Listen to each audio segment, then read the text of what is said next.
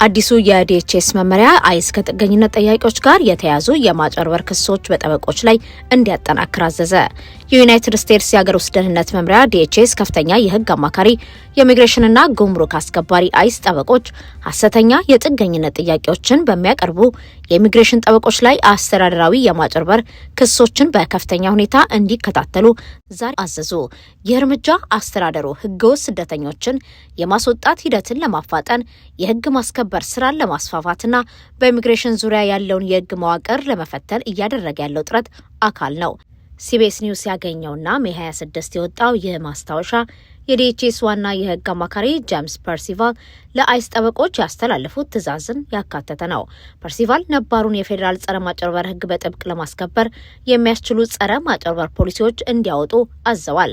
ማስታወሻቸው አክሎም ማንኛውም ጥረት በኢሚግሬሽን ፍርድ ቤት ሐሰተኛ የጥገኝነት ጥያቄዎችን በሚያቀርቡ የኢሚግሬሽን ጠበቆች ላይ ህግን ማስከበርን ሊያካትት ይገባል ብሏል። ምንም እንኳን መመሪያው አዳዲስ ቅጣቶችን ባይፈጥርም የአይስ ጠበቆች ሐሰተኛ ማመልከቻዎችን አስገብተዋል ተብለው በሚከሰሱ ስደተኞች ላይ ብቻ ሳይሆን እነሱን በሚወክሏቸው ጠበቆችም ላይ ነባሩን አስተዳደራዊ የህግ ማስከበሪያ መሳሪያዎች በስፋት መጠቀም እንደሚጀምሩ አመላካች ነው። ፐርሲቫል በመከራከሪያቸው ዝርዝር መረጃዎችን ባይጠቅሱም ለብዙ ዓመታት በሚሊዮን የሚቆጠር ህገወጥ የውጭ ዜጎች በኢሚግሬሽን ስርዓታችን ላይ ማጭበርበር ፈጽመዋል። ይህ ድርጊት ከየትኛውም ቦታ ይልቅ በኢሚግሬሽን ፍርድ ቤቶች ውስጥ በስፋት ይስተዋላል ሲሉ ጽፈዋል።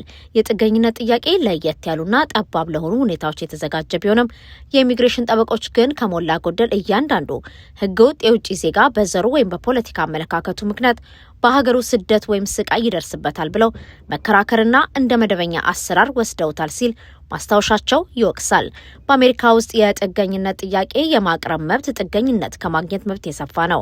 የፌዴራል ህግ ማንኛውም በአሜሪካ ምድር ላይ የሚገኝ የውጭ ዜጋ የቪዛ ሁኔታው ምንም ይሁን ምን የጥገኝነት ጥያቄ ማቅረብ እንደሚችል ይደነግጋል። ነገር ግን ጥያቄው ተቀባይነት እንዲያገኝ ግለሰቡ በዘር፣ በሃይማኖት፣ በዜግነት፣ በፖለቲካ አመለካከት ወይም በአንድ የተወሰነ ማህበራዊ ቡድን አባልነት ምክንያት ስደትና ጥቃት ሊደርስበት እንደሚችል የሚያሳይ ተጨባጭ ማስረጃ ማቅረብ አለበት። በፐርሲቫል ማስታወሻ ላይ የተጠቀሰው ህግ ሐሰተኛ መሆናቸውን እያወቁ የኢሚግሬሽን ሰነዶችን በሚያዘጋጁ፣ በሚያቀርቡ ወይም እንዲያቀርቡ በሚረዱ ግለሰቦች ላይ መንግስት የፍትሐ ብሔር ቅጣቶችን እንዲያስተላልፍ ይፈቅዳል። የገንዘብ ቅጣትን በተመለከተ የፍትሐ ብሔር ሚኒስቴር መረጃ እንደሚያሳየው የመጀመሪያ ጥፋት ለእያንዳንዱ ሐሰተኛ ሰነድ ወይም ድርጊት እስከ $4730 ሊያስቀጣ ሲችል ተደጋጋሚ ጥፋቶች ደግሞ ለእያንዳንዱ ሰነድ እስከ $11823 ሊደርስ ይችላል። ከገንዘብ ቅጣት በተጨማሪ የሙያ እገዳና እስራት ሊከተል ይችላል። መንግስት በተወሰኑ ጠበቆች ላይ የእገዳ ትዕዛዝ ሊያወጣ ይችላል። ለማንኛውም ጠበቃ የማጭበርበር ወንጀል መገኘት ለዲሲፕሊን ኮሚቴ ቀርቦ ከሙያ እስከ መታገድና ከኢሚግሬሽን ፍርድ ቤቶች እስከ መባረር ሊያደርስ ይችላል። በከባድ ሁኔታዎች ደግሞ አቃቢያነ ህግ የወንጀል ክስ ሊመሰርቱ ይችላሉ። መንግስት የተደራጁ የጥገኝነት ማጭበርበሮችን ለረጅም ጊዜ ሲከታተል ቆይቷል። ለምሳሌ በ2023 በኒውዮርክ ከተማ የፌዴራል አቃቢያነ ህግ በኢሚግሬሽን ጠበቆች ሐሰተኛ የጥገኝነት ማመልከቻዎች በማዘጋጀትና ደንበኞቻቸው በመሐላ ፊት እንዲዋሹ በማሰልጠን ጥፋተኝነታቸውን ማመናቸውን አስታውቋል። በተመሳሳይ በ2021 በፍሎሪዳ የኢሚግሬሽን ጠበቃ መስሎ በመቅረብ በመቶዎች የሚቆጠሩ ሐሰተኛ የጥገኝነት ማመልከቻዎችን ያቀረበ አንድ ግለሰብ ከ20 ዓመት በላይ እስራት ተፈርዶበታል። እንዲሁም በ2019 በኩዊንስ ኒውዮርክ የሚገኝ አንድ የኢሚግሬሽን ጠበቃ የጥገኝነት ማጭበርበር ኔትወርክ በማስተዳደር 5 ዓመት እስራት ተፈርዶበታል። በፕሬዝዳንት ትራምፕ አስተዳደር ውስጥ የፌዴራል የኢሚግሬሽን ፖሊሲን በሚቃወሙ የኢሚግሬሽን ጠበቆች፣ የጥገኝነት ተሟጋቾችና ትላልቅ የህግ ተቋማት ላይ ትኩረት እየተደረገ ይገኛል። ፕሬዝዳንቱ ባለፈው ማርች ወር ባወጡት ማስታወሻ መንግስት ላይ መሰረት የለሽ ምክንያታዊ ያልሆኑና ትንኮሳ የበዛባቸው ክሶችን በሚያቀርቡ ጠበቆችና የህግ ተቋማት ላይ ማዕቀብ እንዲጣል ለጠቅላይ አቃቤ ህግ ትዕዛዝ ሰጥተዋል።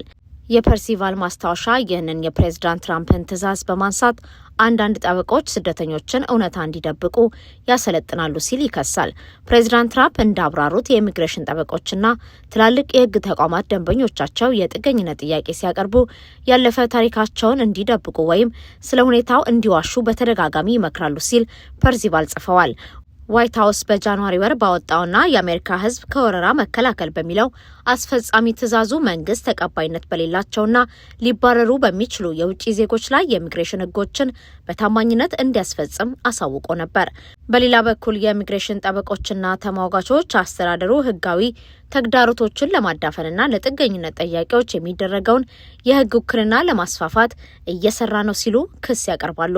የአሜሪካ የኢሚግሬሽን ጠበቆች ማህበር በማርች ወር የወጣው የፕሬዝዳንቱን ማስታወሻ በኢሚግሬሽን ጠበቆች ላይ የተቃጣ አደገኛ ዛቻ ሲል የጠራው ሲሆን የሰብአዊ መብት ተሟጋች ቡድኖች አስተዳደሩ ሆን ብሎ ስደተኞችን የሚወክሉ ጠበቆችን ኢላማ እያደረገ መሆኑን አስጠንቅቀዋል። የህወሓት አንጃዎች የኤርትራን የአስመራ ሞዴል የፖለቲካና የአስተዳደር ስልት በመከተል ላይ ናቸው። አዲስ ጥናት የዓለም አቀፍ ህግና የውጭ ግንኙነት ባለሙያው በአማኑኤል ታደሰም ዛሬ የቀረበ ጥናት እንደሚያሳየው የፕሪቶሪያው የሰላም ስምምነት ከተፈረመ በኋላ ባሉት ዓመታት በህወሓት ውስጥ ያሉ አንጃዎች የኤርትራን ፕሬዝዳንት ኢሳያስ አፈወርቂና የገዢው ፓርቲ የፖለቲካና የደህንነት አስተዳደር ስልት በከፍተኛ ሁኔታ እየተከተሉ መሆናቸው ተጋለጠም። ጥናቱ ይህንን የኤርትራ አስተዳደር ስልት የአስመራ ሞዴል ሲል ይጠራዋል። የሞዴል ገዢው ፓርቲ ከመንግስት መዋቅር ጋር መቀላቀሉን፣ የተኪ ወይም ፕሮክሲ ጦርነት መረቦችን መጠቀምን፣ የሲቪል ተቋማትን በወታደራዊና በደህንነት እዝ ስር ማድረጋቸውን፣ የሰብአዊ እርዳታን ለፖለቲካ መጠቀሚያ ማድረግን እንዲሁም ከህዝብ ደህንነት ይልቅ የገዢውን ቡድን ህልውናና ብልጽግና ማስቀደምን ያካትታል።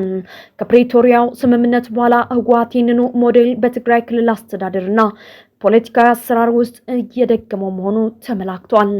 የአስመራ ሞዴል ዋነኛ መገለጫ በአፍሪካ ቀንድ ከሚንቀሳቀሱ የተለያዩ አማጺና ጸረ መንግስት ኃይሎች ጋር ስልታዊ ጥምረት መፍጠር ነው።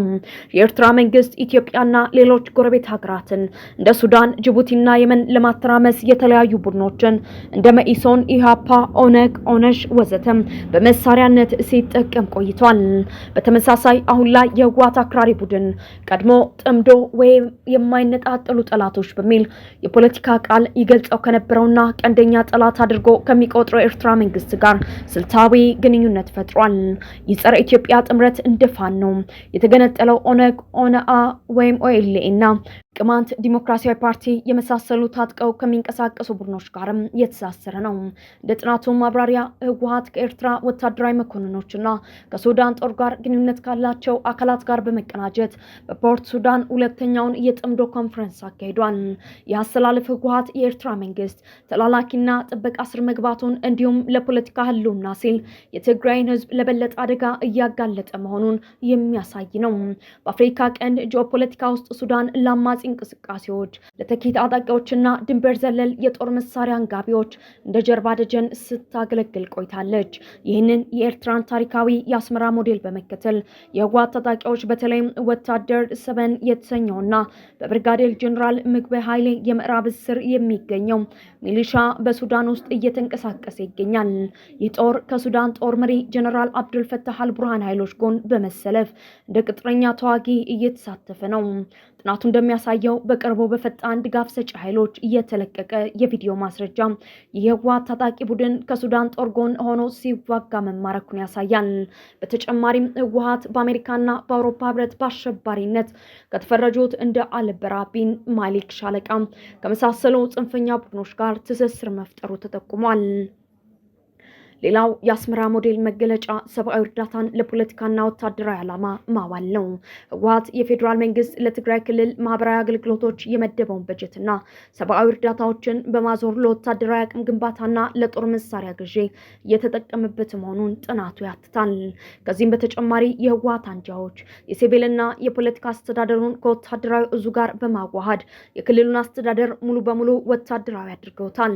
የትግራይ ጊዜያዊ አስተዳደርን በማዳከም የህዝብ አስተዳደር ተቋማትን በፓርቲውና በደህንነት አባላት ቁጥጥር ስር በመዋል ልክ እንደ ኤርትራው አይነት አፈናና ማስፈራሪያ የነገሰበት የአገዛዝ ስርዓት እየዘረጉ ይገኛሉ።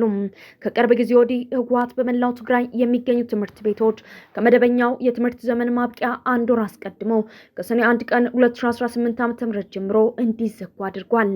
ለዚህም እንደ ምክንያት ያቀርበው የመምህራን ደሞዝ አለመከፈልና የፋይናንስ እጥረትን ቢሆንም የጥናቱ ጸሐፊ ግን የውሳኔ የኤርትራን ዋርሳይ ይካአሎ የግዳጅ ውትድርና ስርዓት በተከተለ መልኩ ወጣቱን ለጦርነትና ለውትድርና ለመመልመል ታስቦ የተደረገ የፖለቲካ ስሌት ነው ይላሉ። በማጠቃለያው የህወሓት አንጃዎች አሁንም የትግራይን ህዝብና ወጣት ከጦርነትና ከመከራ ዙሪት በማውጣት ሰላማዊ ፖለቲካ ተሳትፎ ከማድረግ ይልቅ የኤርትራን የአስመራ ሞዴል በመከተል ክልሉን ወደ አዲስ የጦርነትና የጥፋት ቀጠና እየመሩት መሆኑን ጥናቱ በስፋት አስረድቷል። የኢትዮጵያ መንግስት ለሰላም ቅድሚያ በመስጠት ከፍተኛ ትዕግስት እያሳየ ቢሆንም ሉዓላዊነቱና የብሔራዊ ደህንነቱን ለማስጠበቅ ሲል የትዕግስቱ እስከ መጨረሻ ላይቀጥል ይችላል። የትዕግስቱ እስከ መጨረሻው ላይቀጥል እንደሚችል የጥናቱ አቅራቢ አስጠንቅቀዋል።